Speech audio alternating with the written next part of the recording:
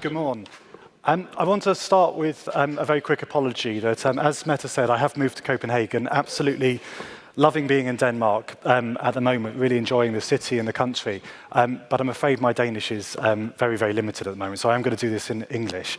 I seem to be learning most of my Danish from my local ice cream shop, which is where we're sort of practicing quite a lot of stuff, so I could attempt to do this in Danish, but I think it would end up talking about my favourite ice cream flavours. So for the sake of everyone here, I think I will stick to English if that's okay, but apologies for that.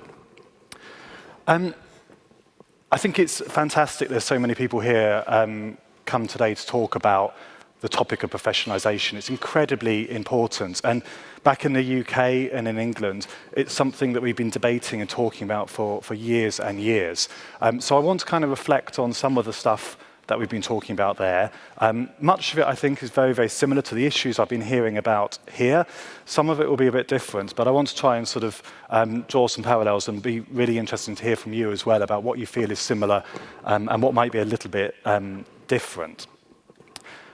I want to sort of, over the next 25, 30 minutes, talk about, I think, almost taking a step back from some of this. I think professionalisation is something we talk about so much that it almost is something that is just taken for granted, and we don't really sort of critically engage with it. We sort of just assume it's almost something that's happening to us. Whereas I thought this is an opportunity to sort of, I think, challenge all of ourselves really about the good parts and the parts that I think are not quite so positive and might have some limiting effects on volunteering and the difference that it can make. So these are sort of some broad reflections that I want to go through. But the first one really is to, again, sort of take that step back and think about what do we actually mean when we're talking about professionalisation. I know Laura has talked about that a little bit already, but I think there's three ways that I wanted to sort of visualise this in a way. And this is kind of, if you're talking about any professionalisation of any sort of subject, I think there's a few things that constituent that make that up. So first of all does it have professionals within there? And certainly if we're looking at what's happened in the UK, we can trace back the first professional volunteer manager to 1963 in a hospital in Cambridgeshire, in the east of England. And that was the first position that we know of, at least, that was called a volunteer manager. And that has changed now. And there are literally hundreds and hundreds of these professionals throughout the UK in the world of volunteering. So very much this sort of rise of the volunteer manager. And if you've got professionals, you've probably got a profession as well. Essentially, I think, probably even over 10 years ago or something, it wasn't you weren't able to have a career in volunteer management like you can now. I think it's quite possible now you could leave school or university, and certainly in England you could become a volunteer coordinator, you could become a head of volunteering, then a director of volunteering, and there is this sort of career pathway that exists that just wasn't there, even in quite recent memory. So there does seem to be this profession has developed, I think. And finally, if you've got professionals in a profession, then you've probably got professional bodies to kind of look after that and represent those people. And that's exactly what we've got in England, and I think in many other countries. And you've got a network here yourself as well. But we've got things like the Association of Volunteer Managers, the National Association of Voluntary Service Managers, which is a health-based body. And then we've got standards, things like the National Occupation Standards for the management of volunteers, trying to sort of improve good practice. So all of those things do suggest, yes, we have undergone professionalisation, we have got a professional system of volunteering, and it's present. But the other sort of side of this really is that when we talk about professionalisation, I think we're also talking about formalisation of volunteering. And this is really sort of about the processes and systems that are involved a lot of the time, but things like particularly around the management of volunteers, as you well know, sort of the recruitment processes, interviews, selection criteria. They are the formal processes, but they're often talked about in the same breath as professionalisation, when they are something a little bit different, but I will sort of be referring to those as well in my presentation. Another way to be looking at what we mean by professionalisation is about sort of the difference between the activities, the things volunteers do, and how they're actually managed. So again, if you're looking at the professionalisation of what volunteers do, this is the idea that I think more and more volunteers are doing more work-like activities, really, sort of in the same sort of way as a paid employee would be delivering something. And equally, I think what we're seeing as well is volunteers moving into new areas. And I'll come on to this in a little bit more detail, about particularly around sort of some of our public services, which again, having talked to people here, I'm aware there's a bit of a sort of debate in Denmark as well.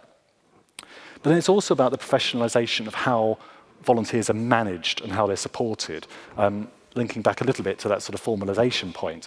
But I think the important thing here is that actually this is not simply about managing volunteers as you would manage paid staff, but that's often how it's done in many, many cases. It almost takes this workplace model and applies it to volunteering, but that fundamentally misses the point that volunteers get involved for a whole range of different reasons to people who are in paid work.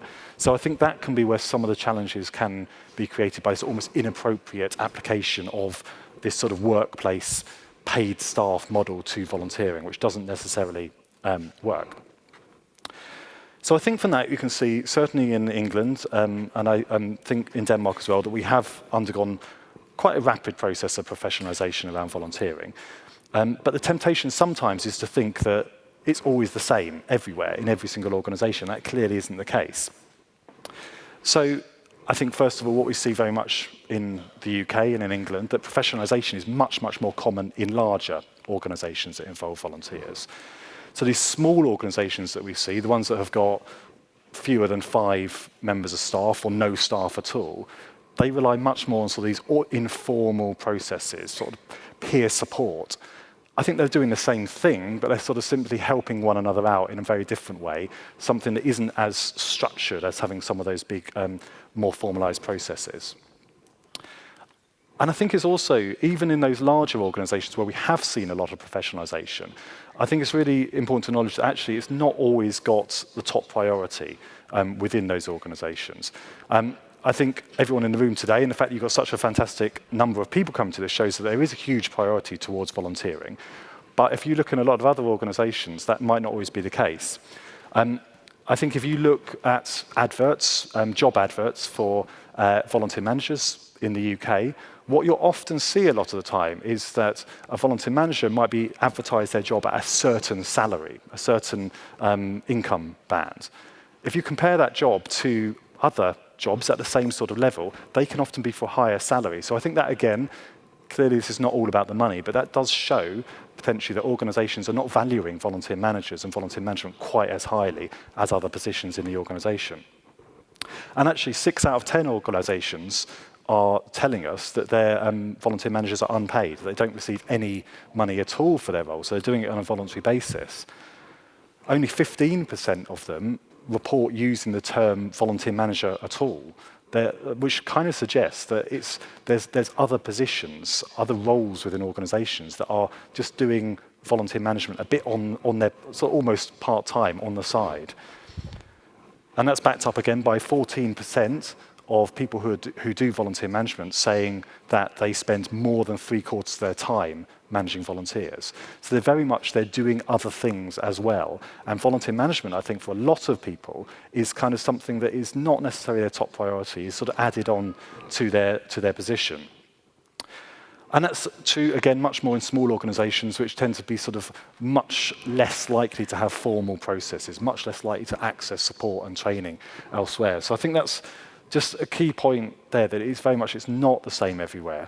And I think there's a temptation when we talk about professionalisation, in some ways we're describing what is happening to larger organisations. I have to admit, I'm not necessarily the biggest fan of the words professionalisation in volunteering, which I know I'm at a conference all about professionalisation.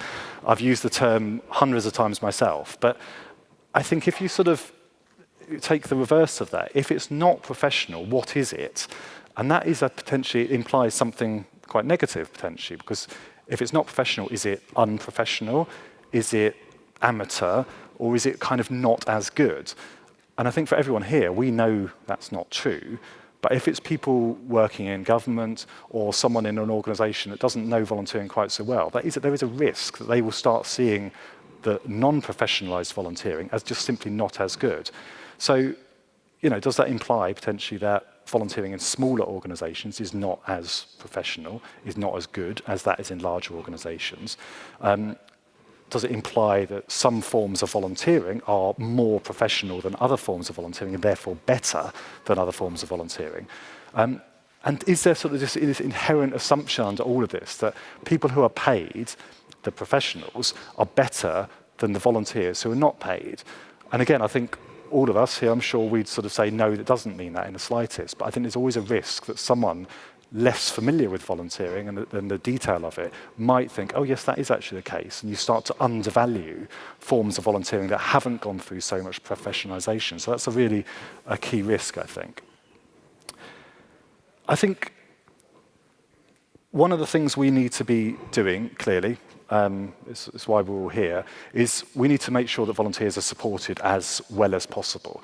And I think this is where professionalisation has potentially been very much a force for good in a lot of volunteering here. And I think it's potentially some indications that over this period that we've seen, the past 10, 20 years, when we've seen a lot of professionalisation, there's some indications in some of the surveys and things we've done in the UK that actually volunteers are getting a better experience over that time. So these figures are from the National Survey of Volunteering that we've done back in the UK. 1997 was one, and then we repeated that in 2007. Hopefully there's going to be another one quite soon. But this, in both surveys, they asked volunteers, do you think that your volunteering could be much better organised? In 1997, 7 out of 10 people were saying, yes, I think it could be better organised. By 2007, 10 years later, that had fallen to 31%, so 3 out of 10. And that's a massive shift. So there's a decline in people thinking that their volunteering is not very well organised. You can't obviously say that's all because of professionalisation, but at the same time as that change, we saw quite considerable increases in professionalisation. So that does kind of suggest that potentially professionalisation is connected to people having a better experience and thinking that their volunteering is better organised.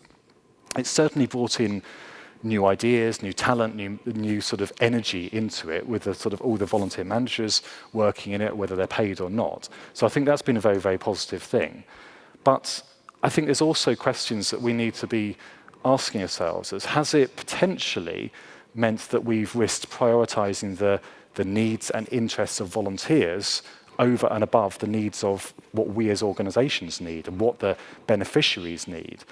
I think certainly in England, that's been the case with youth volunteering by young people in recent years.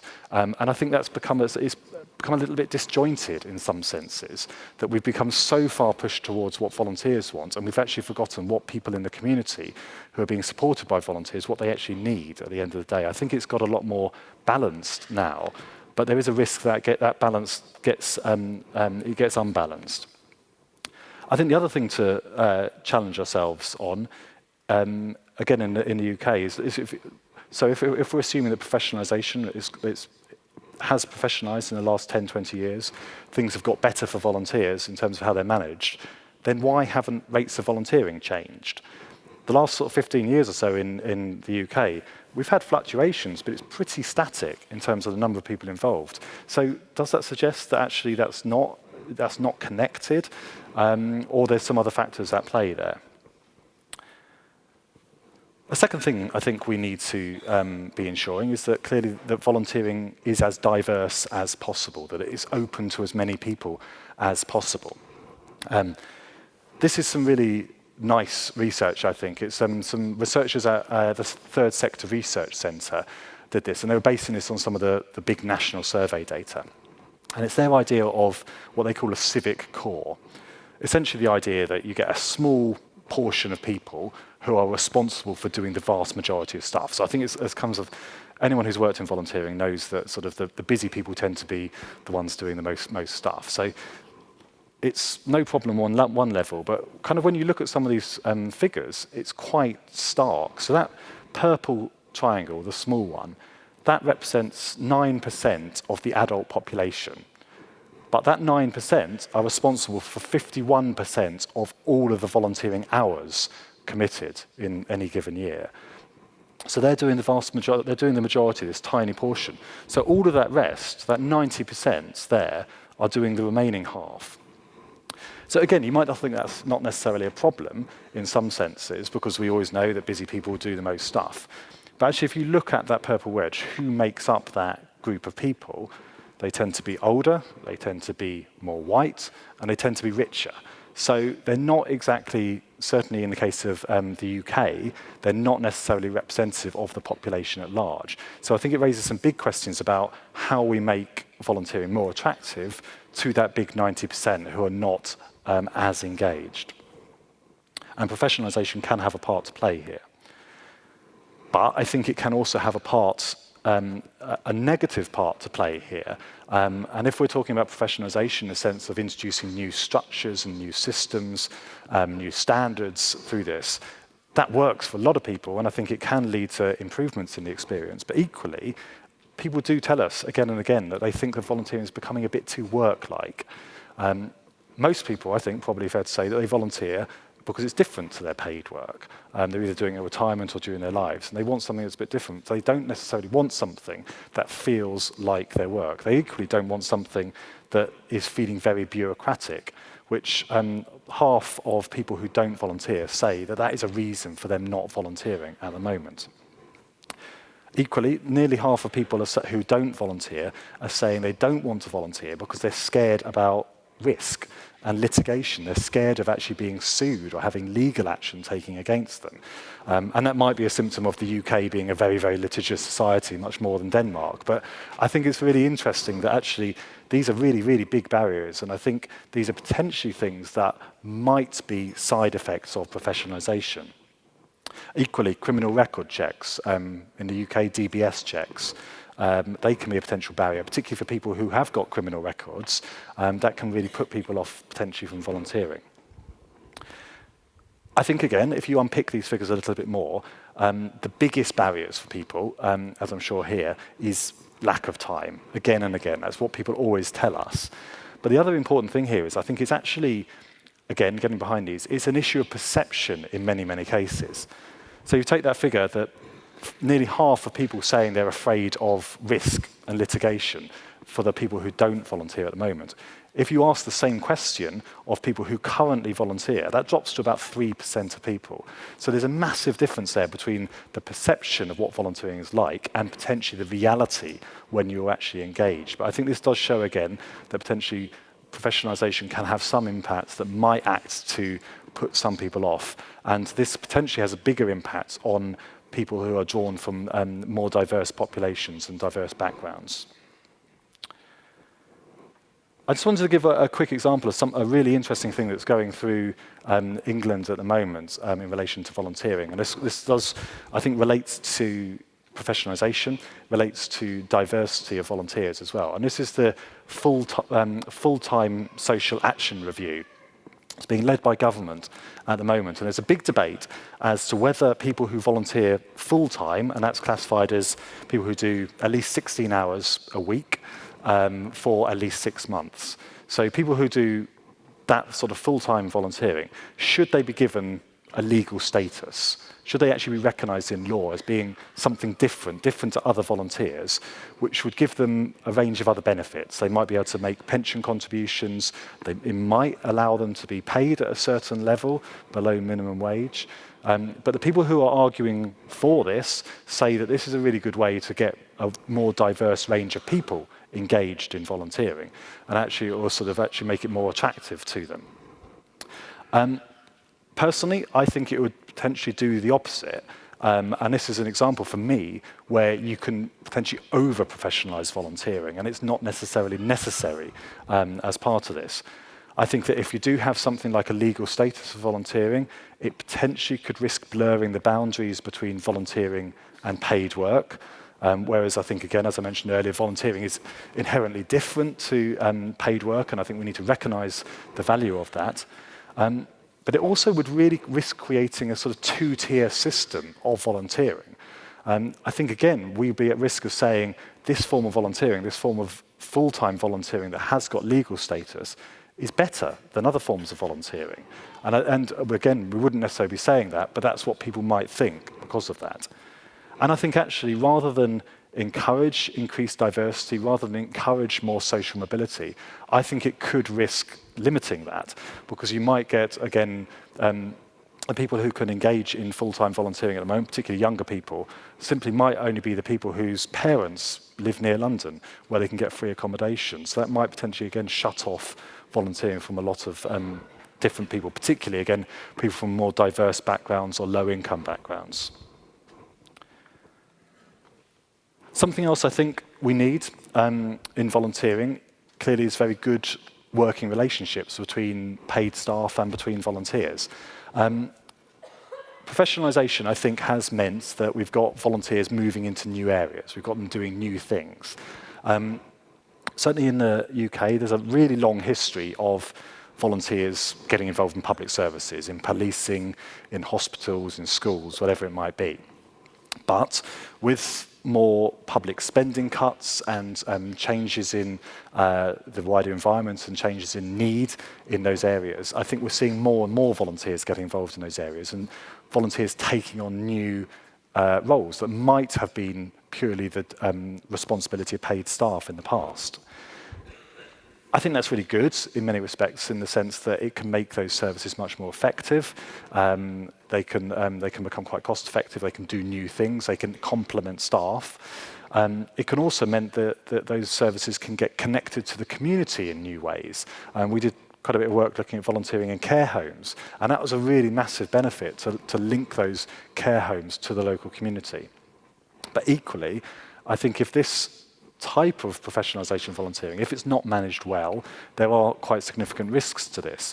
You can get real tensions between staff and between volunteers, the fear of their paid jobs being replaced. And that, we've seen that in libraries, we've seen it in policing in the UK. We've actually seen paid staff going out on strike in protest at this kind of stuff. And that, I think, also risks putting volunteers in a very, very difficult position, because I don't think I've never met a volunteer who would want to volunteer so that they can actually put someone out of paid work, make someone lose their job. But I think if there's this tension, then that can create a really difficult situation. It can make volunteering pretty unenjoyable and not much fun, and a much less satisfying experience. And arguably, if it's a less satisfying experience for people, you're probably not going to have people staying volunteering for quite so long, and they're not going to have such a positive impact. Something else I think we do need to see in volunteering, and professionalisation can have a positive and a slightly more negative impact here, is that I think we need more flexibility in our volunteering. And again, if we're looking at diversity in particular, this is definitely a way to engage new audiences and that kind of stuff. We increasingly see in surveys and when we're talking to people about volunteering is that they want to be able to volunteer much more flexibly, sort of recognising they've got very, very busy lives. They want to be able to dip in and dip out and potentially volunteer for short segments of time rather than commit for the next 100 weeks over the next 2 years or something like that. That's not to say that replaces other forms of volunteering, which I think do require that regular commitment, but we've definitely seen an increase in things like micro-volunteering, which is that people volunteering for literally 5-minute slots, incredibly short bursts of time, and equally the rise of online volunteering through websites, volunteering using new sort of digital means. And again, that means you can volunteer from your home, you can volunteer on your commute to work, on the bus or the train, and that can be a potentially really, really good way to get engaged a whole group of people who might have been, because of lack of transport or because of health problems, they might not have been able to get involved in the past. But equally, if it's not done well, I think, are we at risk of excluding people who have less access to technology? That's a potential risk. And equally, what does that mean for some of the benefits that we've seen with professionalisation? What does it mean for safeguarding and protecting volunteers? If you don't ever actually see that person, how are you going to make sure that what they're doing is appropriate and you're sort of keeping watch on them, but then also harnessing that sort of ability to spread out your volunteering across the whole country. And my final point really is around, again, something about how volunteering is changing, I think. And again, and this is a really, really big challenge to all of us, and a challenge to professionalisation of volunteering. And this is about independent forms of volunteering, something I'm really, really interested in, and we're seeing a lot of, not just in the UK, I think all across Europe, really. Most recently, this is seen in relation to the refugee crisis, I think. Yes, a lot of people got engaged through volunteering, through the traditional organisations, things like the Red Cross, Save the Children, and they went through those organisations to help refugees coming across the Mediterranean, or refugees and asylum seekers in the jungle in Calais, in the camp there. But equally, very, very large numbers of people got engaged independently. They self-organised in their communities, completely independently of organisations. And as in some of these examples, they gathered clothes, they gathered food, and in some cases they drove down to Calais and took those things to the refugees.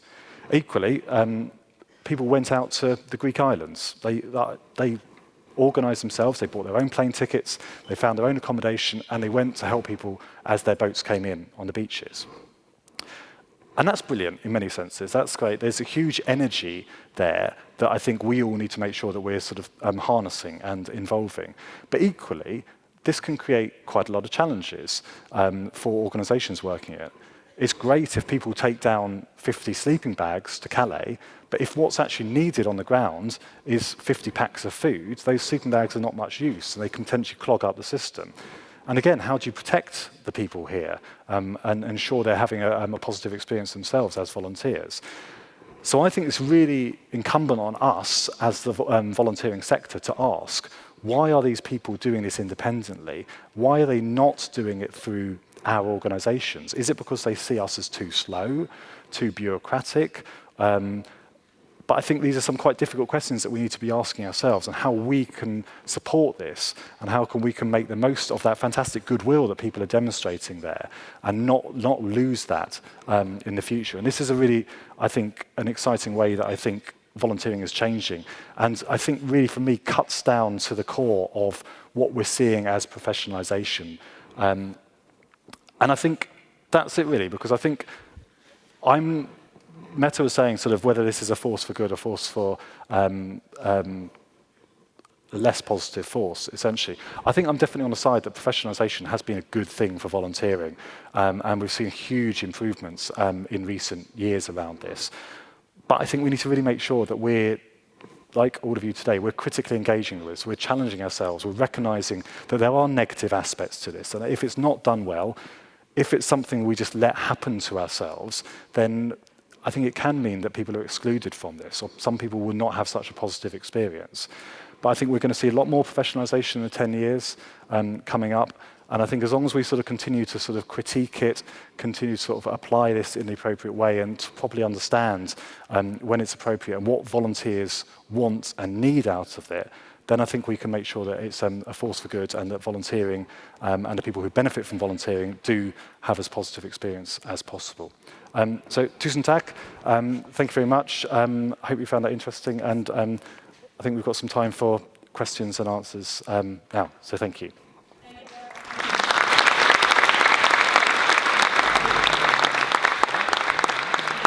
The level of volunteers hasn't changed for a couple of decades, but there is a perception or evidence of the increased professionalization in volunteer organization. Could you then argue that professionalization is a necessity to maintain a steady level of volunteering today in civil society? Yeah, I think it's a really good question, because you never quite know what happens if you don't have something. And if we hadn't had any of the professionalisation, would we have actually seen a decrease in volunteering? That might have been quite possible. I think, again, it's kind of those overall figures of volunteering, that sort of line which shows a steady type of volunteering, hides some of the stuff in there about different people's different patterns of engagement. And I kind of think that the most important thing is that people have a variety of opportunities to get engaged, because some people will love to get involved in something that is very highly professionalised, is very highly structured, and other people want something that is much, much more informal. And there is another type of volunteering that is recorded in the surveys, which is, it's called informal volunteering, which is that kind of volunteering that happens independently of organisations, and that potentially has increased a little bit more. But I think my guess is that because we have seen professionalisation, it has meant that that's the reason that many people stay engaged in volunteering and many people do get involved in volunteering. And I think it's diverse enough that if people want something that's much more informal, there's still those opportunities to get engaged as well. So there's quite a lot of opportunities there. We tend to talk about it as a zero-sum game sometimes, that either you have professionalization and less volunteering, or the other way around. So, yeah. In Britain and in the US, there's been a trend towards more collaboration between the public sector and volunteers, and you see the same trend in Denmark as well over the years. And I would like to ask you to what extent or whether this has had an impact on this professionalization of the voluntary sector.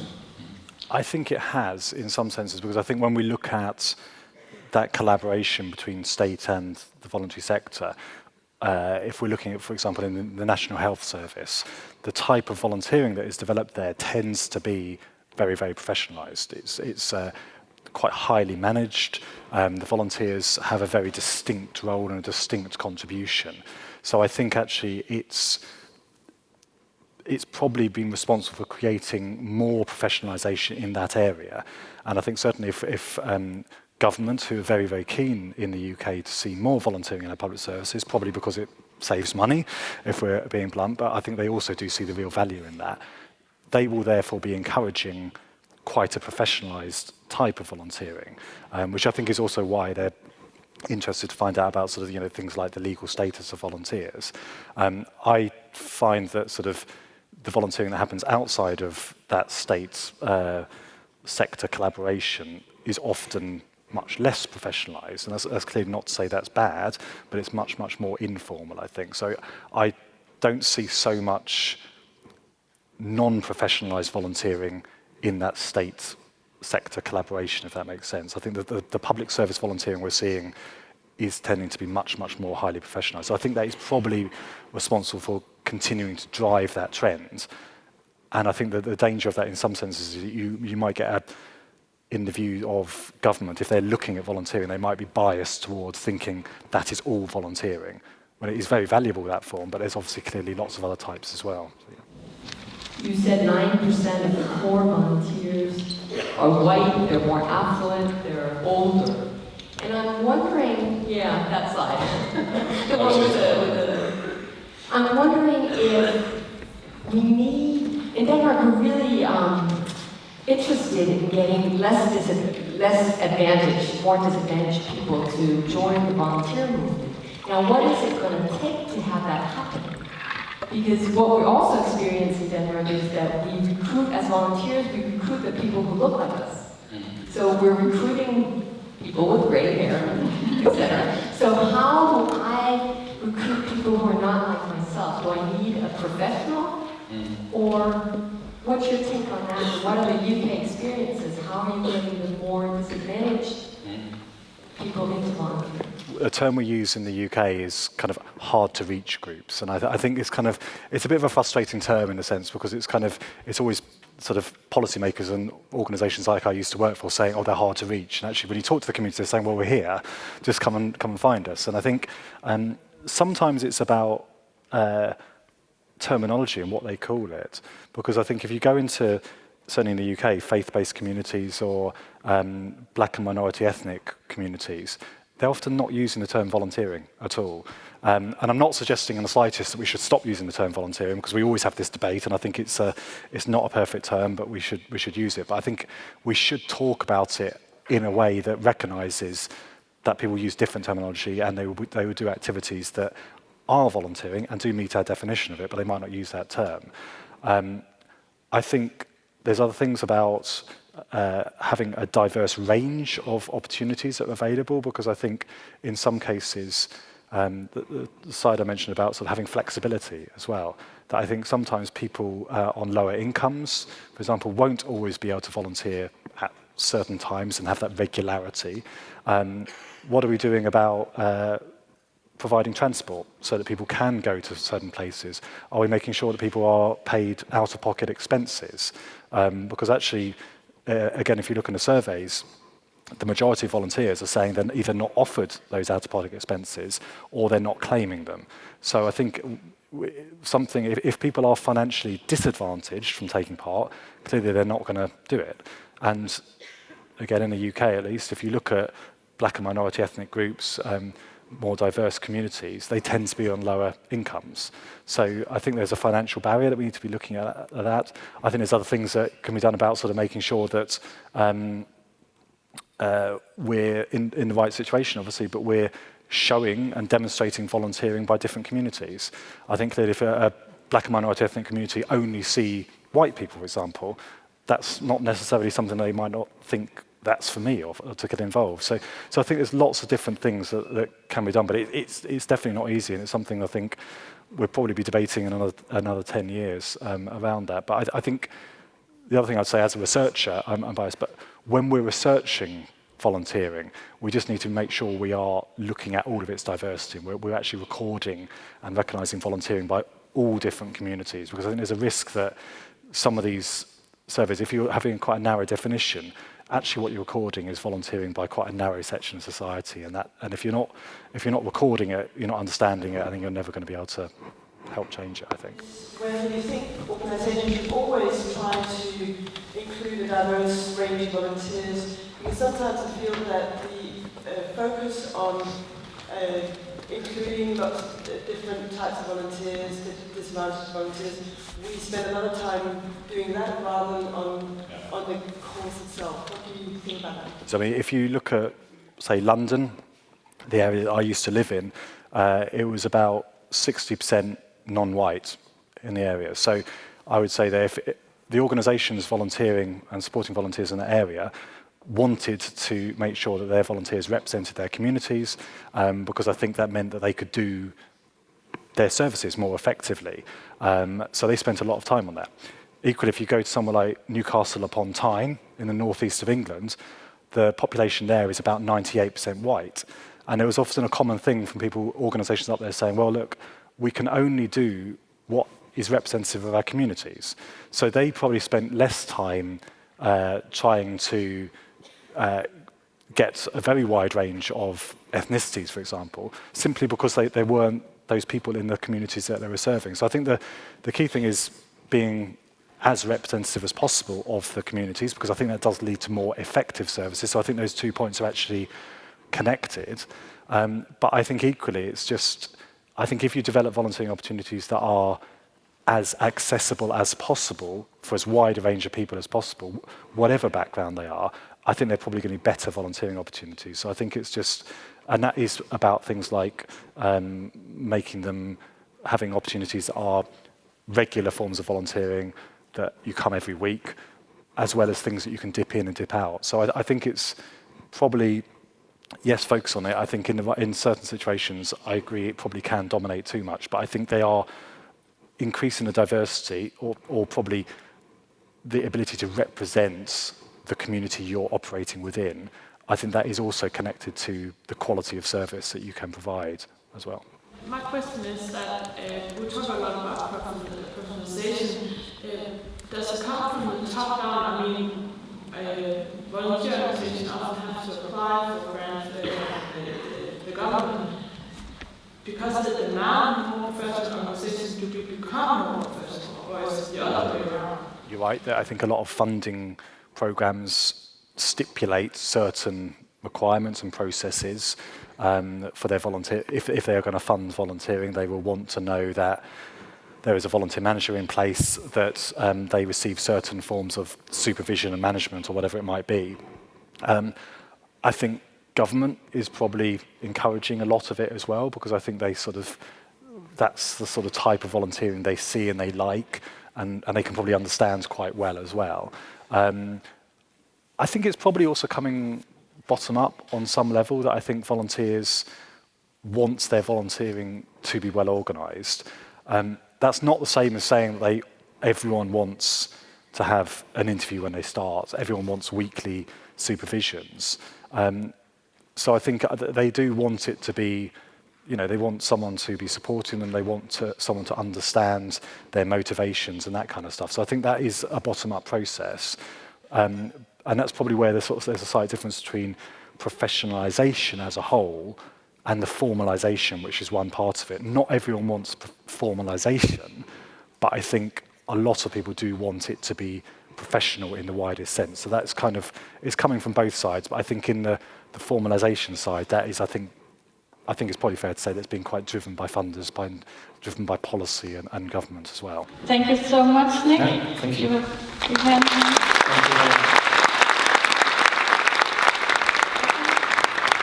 And I know Nick, you will be staying for most of the day, so maybe at lunch you'll have the opportunity to have a little chat.